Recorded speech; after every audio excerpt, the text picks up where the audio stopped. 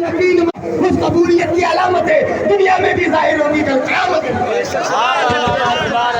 اللہ نعرہ تکبیر، نعرہ رسالت، مسلک اعلیٰ حضرت سرکار کی آمد، دلدار کی آمد، مکی کی آمد، مدینے کے مسافر، نعرہ رسالت۔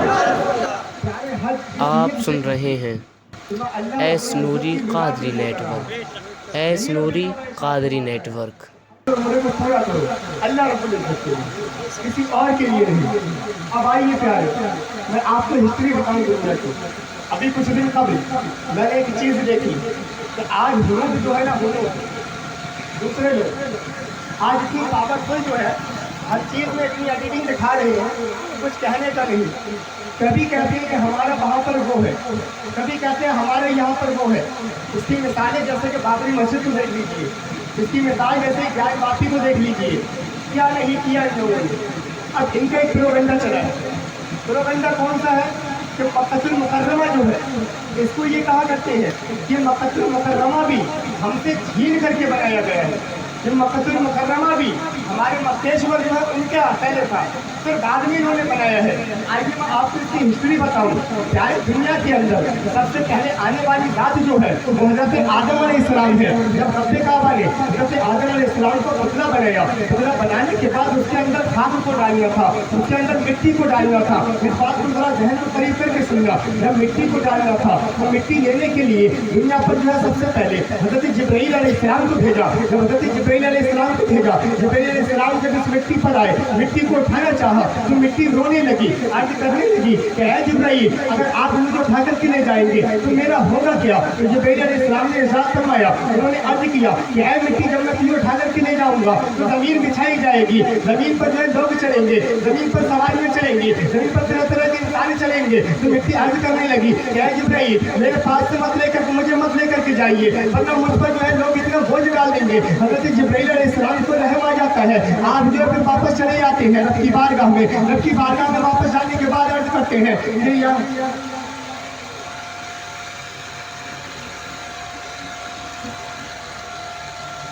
تو عرض کرنے لگتے ہیں کہ اے رب کعبہ، میں مٹی کے پاس گیا، لیکن مٹی جو ہے وہ مجھ پر، مٹی جو ہے یہ باتیں کہنے لگی تو مجھے اس پر رحم آ گیا۔ رحم آنے کے بعد اب میں نے جو اسے چھوڑ دیا۔ اسی طریقے سے حضرت اسماعیل علیہ السلام کو بھیجا گیا، میکائیل علیہ السلام کو بھیجا گیا، اسرافیل علیہ السلام کو بھیجا گیا، لیکن مٹی لے جانے میں کامیاب جو ہوئے حضرت اسماعیل علیہ السلام ہوئے۔ حضرت اسماعیل علیہ السلام سے جب کہا، حضرت اسلام نے ارشاد فرمایا کہ اے مٹی، میں ایک طرف تیری بات سنوں، ایک طرف اپنے رب کعبہ کی بات سنوں، میں ہرگز تیرا حکم نہیں مانوں گا، بلکہ میں اپنے رب کعبہ کا حکم مانوں گا۔ یہی وجہ ہے پیارے، آج انسان کی روح قبض کرنے کے لیے حضرت اسماعیل علیہ السلام کو جو ہے رب نے مقرر کیا۔ حضرت اسماعیل علیہ السلام مٹی کو لے کر کے گئے، یہ دنیا بنائی گئی، زمین بچھائی گئی۔ جب زمین بچھائی جا رہی تھی تو زمین میں ایک جگہ ایسی بھی تھی جو زمین تو بچھ رہی تھی لیکن زمین پھر بھی ببولے چھوڑ رہی تھی، زمین پھر بھی پانی چھوڑ رہی تھی۔ فرشتوں نے عرض کی کہ اے رب کعبہ، آخرکار یہ ماجرا کیا ہے؟ یہاں سے پانی کیوں ببولے چھوڑ رہا ہے؟ یہاں سے پانی کیوں آ رہا ہے؟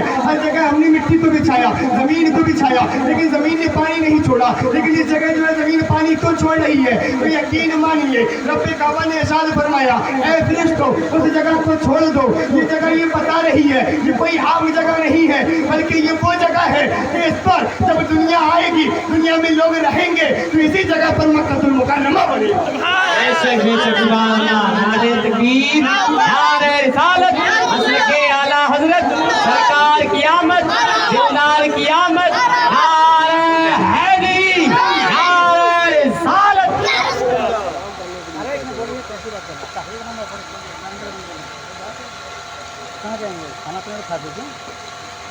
پیاری یہ مکہ المکرمہ بنا۔ اب بتائیے ذرا مجھے کون سی ہسٹری سے وہ کہا کرتے ہیں؟ ہماری ہسٹری تو یہ ہے۔ اور اب آپ کہیں گے کہ یہ بات میں نے بغیر دلیل کے کہی، بغیر دلیل کے نہیں کہی۔ تیسرا پارہ اٹھا کر کے دیکھ لینا، پہلے صفحے پر آپ نے لفظ ملے گا بے وقت تھے، اس کا معنی ہی یہی ہے، اور اس پوری آیت کریمہ کے اندر یہی بات کا ذکر ہے۔ اور پیارے اور آگے بڑھیے، بات کو مختصر سے وقت میں ختم کرو۔ میں نے جس حدیث پاک کی تلاوت کا شرف حاصل کیا، میں نے ایک حدیث پاک پڑھی، من ذاق قبر وجبت له شفاعت۔ حضرت یار گجلے ہوئے رکھیں گے تو دنیا اچھا کے لگے اندر इंसान आज न जाने कौन कौन सी मज़ारों पर जाया करता है, किस किस की मज़ारों पर जाया करता है।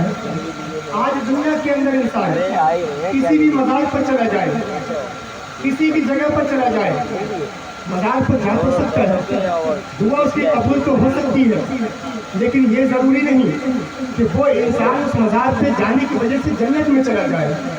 कोई इंसान अपने गांव के दादा मियाँ की मज़ार पर चला जाए, मज़ार पर जाने के बाद उनके वसीले से दुआ तो कबूल हो सकती है, लेकिन ये ज़रूरी नहीं कि वो जन्नती हो जाएगा।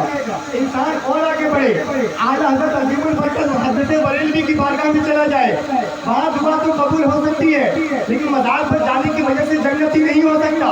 और आगे चला जाए, अजमेर मुआज़्ज़म शरीफ में चला जाए, वहाँ पर जा करके दुआ तो कबूल हो सकती है, लेकिन जन्नती हो जाए इसकी गारंटी नहीं है। यहाँ तक कि अंबियाए किराम की मज़ारात पे चला जाए, वहाँ पर भी जाने के बाद दुआ तो कबूल हो सकती है, लेकिन जन्नती हो जाए ये कोई गारंटी नहीं है। अब जहन के तरीके खोलिए, अब जहन फिर सवाल करने लगा, आखिरकार इंसान हर मज़ार पर जा रहा है, हर मज़ार पर जाने के बाद वो जन्नती नहीं हो रहा है। क्या दुनिया के अंदर कोई ऐसी भी मज़ार है कि इंसान उस मज़ार पर जाए तो जन्नती हो जाए? इंसान जब उस मज़ार पर पहुंचे तो जन्नती हो जाए। तो प्यारे, हाँ, हदीस पाक के अंदर हमें एक हदीस पाक मिलती है, नबी का इरशाद है, नबी करीम सल्लल्लाहु अलैहि वसल्लम इरशाद फरमाते हैं, मन ज़ारा कब्री, जिसने मेरी कब्र की ज़ियारत की, वजबत लहू शफ़ाअती, उस पर मेरी शफ़ाअत वाजिब है।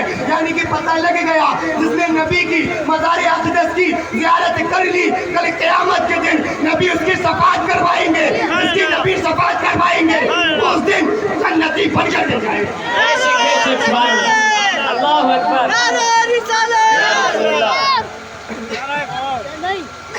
अरे वो जन्नती है, नबी की मज़ार जो इंसान चला गया। फिर सवाल हुआ कि मज़ार तो नबी करीम सल्लल्लाहु अलैहि वसल्लम की दिखती ही नहीं है, उसकी ज़ियारत करे तो करे कैसे?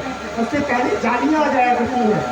अगर कोई बदबख्त ये कहने लगे तो क्या जवाब भी याद रखना कि जैसे मेज़ पर कपड़ा रखा हुआ है ना, कपड़ा, तो कोई इंसान ये नहीं कहता कि कपड़ा पड़ा हुआ है, कहता यही मेज़ रखी हुई है।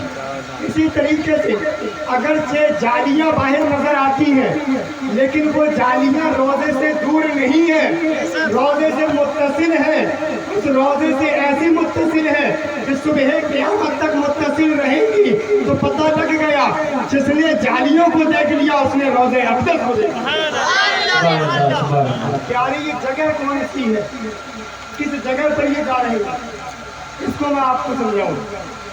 ये कोई आम जगह नहीं है, ये वो जगह है जहाँ जो है इंसान कदमों के बल न चले बल्कि सर के बल चले। ये वो जगह है जहाँ आवाज़ को बुलंद करना भी बेअदबी है, नजरों को उठाना भी बेअदबी है। आला हज़रत अज़ीमुल बरकत एक शेर लिखते हैं, अग्नियाँ पलते हैं दर से तेरे, वो है अग्नियाँ पलते हैं दर से, वो है बाड़ा तेरा, अस्पियाँ चलते हैं सर से, वो है रास्ता तेरा।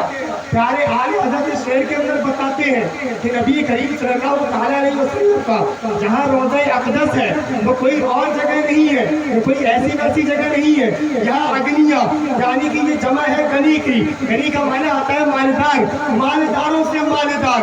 बादशाह भी यहाँ पर जो है भीख मांगने के लिए तैयार रहा करते हैं, बादशाह भी भीख लेने के लिए अपने हाथ आगे बढ़ाए रखते हैं। और यहीं पर नहीं बल्कि असफिया जो सूफिया है, जो पाक लोग हैं, वो भी यहाँ पर सर के बल चलने की कोशिश किया करते हैं। और आगे अब इसी शेर की मैं यूँ तशरीह करूँ कि इस शेर के अंदर इमाम मालिक अलैहि रहमतुल्लाह व रिज़वान जब नबी करीम सल्लल्लाहु अलैहि वसल्लम के रोज़े अक़दस पर गए, तो प्यारे जब आप रोज़े अक़दस पर गए ना, तो आपने कभी भी अपने पैर में चप्पल को नहीं पहना।